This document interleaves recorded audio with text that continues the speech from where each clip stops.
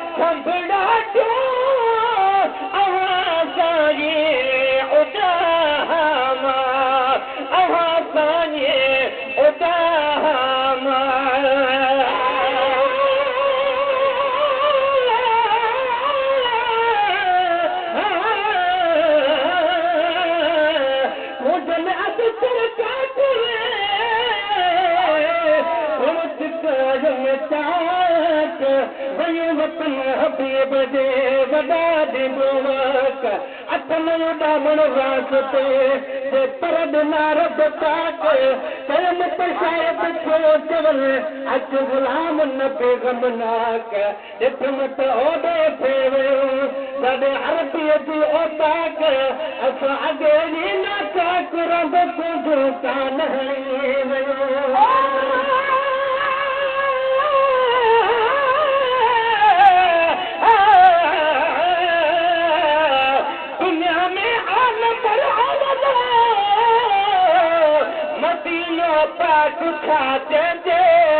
बराबर बेमिसल आहे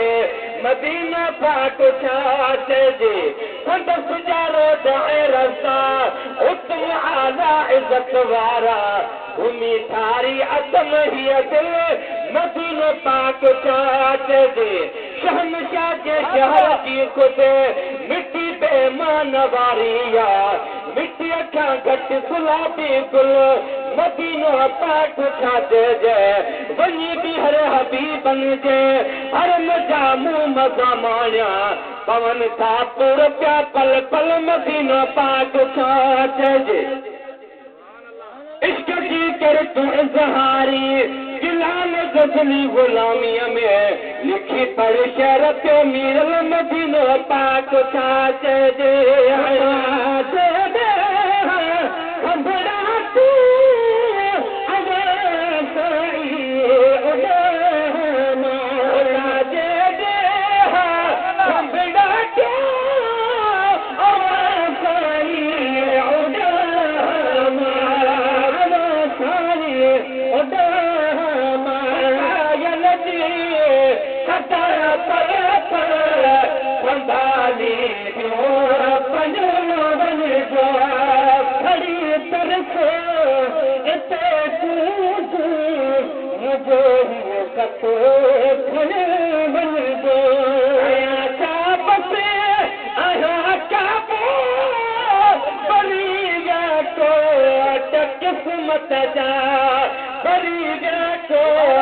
किस्मत जा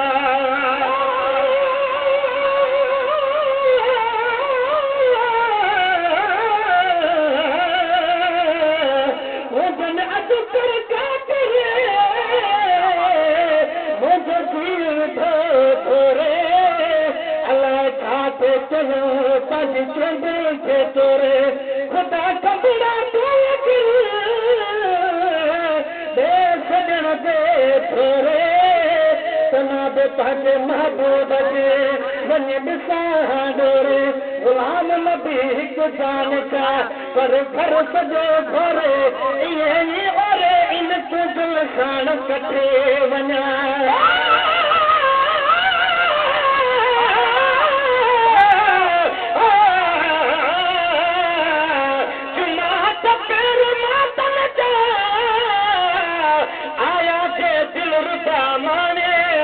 मदीने में मिठो मदनी